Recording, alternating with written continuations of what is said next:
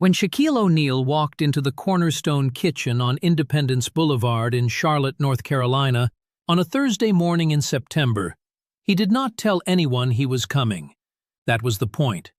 He had been doing this for 8 months, showing up unannounced at locations his hospitality group had acquired, coming through the front entrance the way any customer comes through, sitting in whatever section had an open table, and watching. Not inspecting. Watching. There is a difference. Inspection is looking for what is wrong with a fixed idea of what right looks like. Watching is trying to understand what is actually happening in a room before you decide what to do about it. He came through the door in a plain white t-shirt, dark jeans, and a pair of beaten New Balances, and the chain, small gold crucifix on a thin rope, at his collar. It was 8:47 in the morning. The breakfast rush was somewhere in its middle third, the particular phase of a diner rush when the initial wave has been seated and ordered, and the kitchen is running at full speed, and the floor staff is moving with the specific quality of people who are past the point of managing their pace and have simply become the pace. He stood at the host stand for a moment. There was no host. A laminated sign said, "Seat yourself." He found a two-top near the window and sat down. The diner had 22 tables and a counter with 8 stools. Every table was occupied. The counter was full. He counted the floor staff. 1. A woman, 50s, dark hair pulled back, white apron, non-slip shoes that had done their miles, moving between what appeared to be 3 separate sections simultaneously, with the mechanical efficiency of someone who has stopped thinking about the work and become the work. She had a coffee pot in one hand and a notepad tucked in her apron, and she was writing an order while refilling a cup, while already turning toward the next table, and her mouth was moving, saying something to the table she was writing for, something to the table she was pouring for, 2 conversations at once. And the whole thing had the quality of a performance that was not a performance, because there was no one watching it, and it had been going on long enough to become simply what this person did. Shaq watched her for 3 minutes before she got to his table. When she arrived, she did not fully stop moving. She put a menu on the table in front of him with one hand and had the notepad in the other, and she said, "Coffee?" "Please," he said. She poured it in the same motion as setting the menu down and said, "You know what you want, or you need a minute?" "I might need a minute," he said. "Take 2, she said. Back in 2, and she was already turning, already moving, the coffee pot completing its arc toward the next table before she had finished the sentence. He looked at the menu. He looked at the floor. He watched her move through the room, with the specific attention of a man who has been watching rooms for a long time and knows what he is seeing. He was seeing someone doing 3 jobs.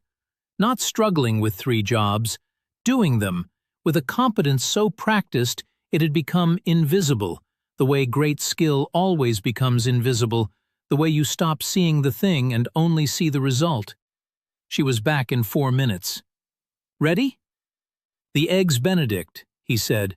"And can I ask you about the—" "Comes with home fries or fruit," she said. "Home fries are good today." She was already writing. "Home fries," he said. He looked at her. "How long have you been here this morning?" She looked up from the notepad. For the first time since she arrived at the table, she actually looked at him. Not the menu, not the notepad, not the next table. At him. She looked like a woman who has been asked an unexpected question in the middle of a controlled burn and is deciding in real time whether she has the bandwidth for it. "Since 5, she said. "Why?" "Just wondering," he said. "5's when we open," she said. She tore the ticket and headed for the kitchen.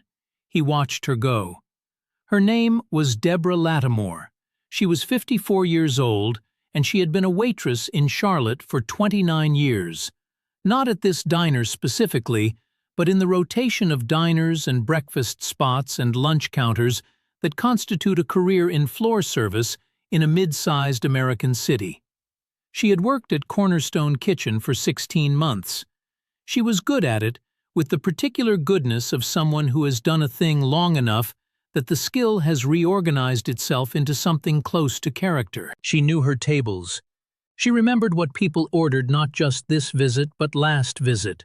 She had regulars who came in because of her specifically, and had followed her from 2 previous restaurants, and she treated that loyalty with the seriousness it deserved. She had a son at Central Piedmont. She had a car with 162,000 miles on it. She had a savings account that she was 1 bad month from not having. She had been running a triple section since 6:15 that morning because 2 servers had called out, and the general manager, a man named Troy Hicks, had told her at 6:10 that coverage was not available and she would need to handle it. This was not the first time. It was the 4th time in 2 months. Each time, the promised additional pay had materialized partially or not at all, processed through a scheduling system that Troy managed and that Deborah did not fully have access to. Each time, the section size had grown without a corresponding adjustment to tip pool or hourly structure. Each time, Deborah had gone home at the end of a shift that was longer than the one she had agreed to, and had sat in her car in the parking lot for a few minutes before she could drive, because her feet needed a moment, and she needed a moment, and the car was the only place in her day that was hers.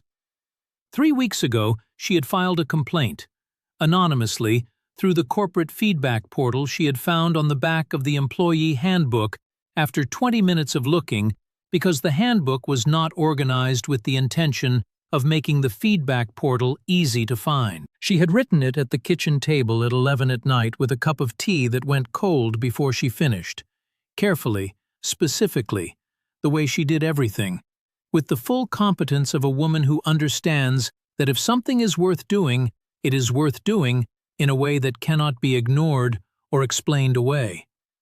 She had described the section coverage practices by date and by section size. She had described the pay discrepancies by shift and by the dollar amount she had calculated herself using the employee handbook's own rate tables. She had named the dates. She had not named herself because naming herself would have given Troy a target, and she understood how that went. She had submitted it and had stared at the confirmation screen for a moment and had felt the specific deflation of a person who has done everything correctly and has no way of knowing whether it will matter. She had not heard back. She had not expected to. She had come in at 5 the next morning, and the morning after, and the morning after that, and done her job the way she always did her job, which was completely, without the luxury of waiting to see how things turned out before deciding whether to show up. She did not know that the complaint had been flagged and reviewed, and had been the direct reason for the unannounced visit that was currently sitting at table 7 near the window, ordering eggs Benedict with home fries. She did not know that the unannounced visit was a practice that had been put in place 8 months ago by the new ownership, a hospitality holding group called Cornerstone Partners, specifically because the previous ownership had allowed a culture of floor-level exploitation to operate inside metrics that looked clean from a distance. She did not know that the man who had instituted the practice was sitting at table 7. She did not know that she had written a complaint that had reached the principal of the holding group and had been read, carefully, by a man who had grown up watching his mother work a floor not unlike this one, and who had a very specific response to anonymous complaints filed at 11 at night by people who came back in at 5 the next morning and did their jobs. She did not know any of this. She knew the Eggs Benedict was up, and table 12 needed the check, and the couple at the counter had been waiting for refills for 6 minutes, and her feet had not stopped hurting since 7. But here is what she had filed, and what it had set in motion. Stay with us. There are things you have to understand about who Shaquille O'Neal is before you understand what he did when the Eggs Benedict arrived. His mother, Lucille O'Neal, had worked a floor. Not this kind. A different building in a different city in a different decade, but the same work, the same physics, the same morning, the same feet. Shaq had known this the way children know the shape of their parents' labor, not from being told, from watching. From the way she moved when she came home, from the shoes by the door, from the specific quality of her tiredness, which was not the tiredness of someone who had been beaten by a day, but the tiredness of someone who had beaten the day, had gotten everything done, had not let anything fall, and was now in the 1 hour of the evening when they did not have to hold anything up, and were letting the body do what it had needed to do since noon. She had worked floors, and she had worked registers, and she had worked 2 jobs simultaneously for long stretches, and she had never once, not in his hearing, complained about the work itself. She had complained about what the work was not paid, about the gap between what it cost her body and what the envelope showed for it, about the specific and exhausting arithmetic of someone who works completely and is compensated partially. She had said it once, with the precision she reserved for the sentences she meant to stay said, "Hard work deserves a soft landing. Not a reward, not a bonus, not a ceremony, a landing, somewhere to put it down at the end of the day without the weight of it following you into sleep." She had not always had that landing. She had wanted it for other people the way she wanted things for other people, more urgently than she wanted them for herself. Shaq had carried that sentence the same way he carried the chain. Both of them hers, both of them present every day. His stepfather, Philip Harrison, Sarge, had given him the operational half of it. Sarge was a man who understood systems. He had lived inside the military's system long enough to understand that the difference between a good system and a broken one is not always visible from the outside, that a thing can appear to be functioning while the people inside it are being ground down by the gap between what it promises and what it delivers. He had told Shaq, "When you own something, you owe the people inside it your eyes. Not from a distance, up close, because the people at the top of a system always see it last." Shaq had built the unannounced visit practice on that sentence. He had been doing it for 8 months. He was doing it now. The Eggs Benedict arrived at 9:11. Isaiah brought them, 17 years old, first job, a busboy working Saturday through Thursday to save money for a welding certification program he had found at the community college. He had been clearing tables and refilling waters and staying out of the way with the focused diligence of someone who understands that the first job is not where you prove what you can do. It is where you prove that you show up. He set the plate down carefully. He looked at the water glass, half empty, and refilled it without being asked.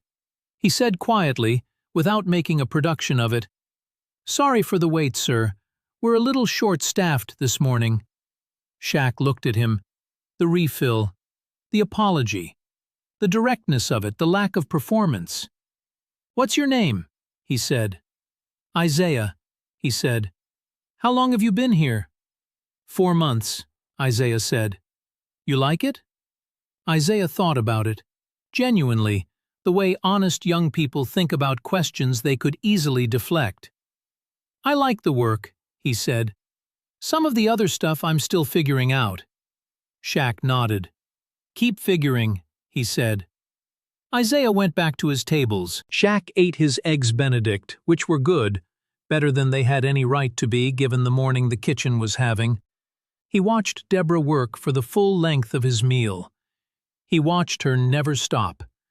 He watched her manage the impossible geometry of 22 tables and a counter with the tools she had, which were insufficient. He watched her be competent and exhausted, and competent despite the exhaustion, which is its own kind of strength and one of the most demanding kinds.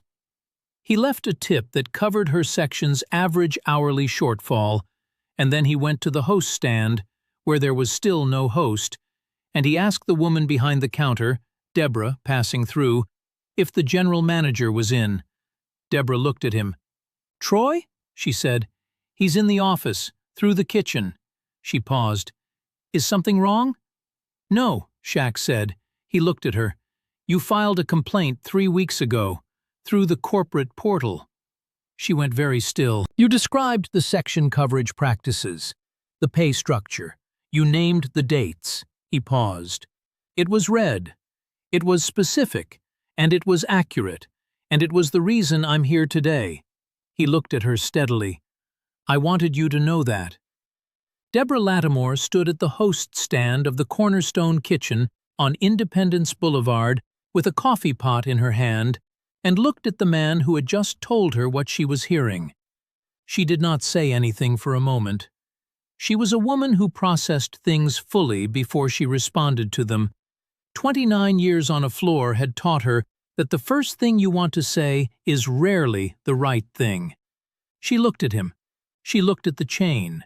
She said, Who are you? I own the company, he said. I'm sorry it took 3 weeks. She looked at him for 3 full seconds. Then she said, There are 2 other servers who should have filed one. I want them covered too. They will be, he said. She nodded. Once. The nod of someone who has asked the right thing and received the right answer, and is now processing whether to believe it.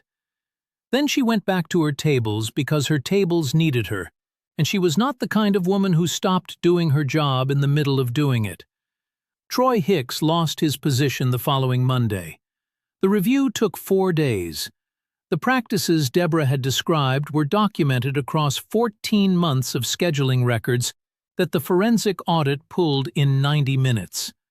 The discrepancy in server compensation, the gap between hours worked at expanded section capacity and hours compensated at standard rate, was corrected retroactively for every affected employee going back to the month the pattern had begun.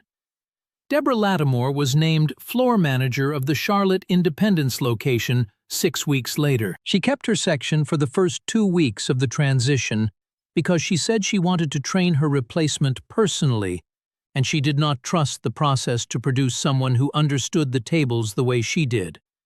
She was right. She trained them. They understood. Isaiah received a letter from the Lucille O'Neill Foundation the following month. It said his name had been referred by a foundation donor as a candidate for a skilled trades scholarship program. It said the nominating donor had described him as someone who refills water glasses without being asked and apologizes for things that are not his fault and shows up. It covered the welding certification in full. Isaiah read the letter on his break, sitting on a milk crate in the back of the kitchen, and did not tell anyone for the rest of his shift. That evening he called his mother. He told her. She said, I knew you were going to be something. He said, You always say that. She said, I'm always right. Lucille O'Neill had said, Hard work deserves a soft landing. Deborah had been working hard for 29 years. She had filed 1 complaint at 11 at night and come back in at 5 the next morning. She had not stopped working. She had not stopped being competent. She had trusted, against the available evidence, that the complaint would reach someone who would read it correctly. She filed the complaint. She just didn't know who was reading it, and the landing, when it came, was soft. Drop a comment right now and tell us, where are you watching from? And have you ever done the right thing quietly, not knowing if anyone was paying attention? This story deserves a like if you believe that the people who show up at 5 in the morning and file the complaint at 11 at night and come back in at 5 the next morning are the ones who hold everything together. And if you believe that the right person reading the right complaint at the right moment can change everything, subscribe. This community is built on that belief. The next video is already there. We will see you there.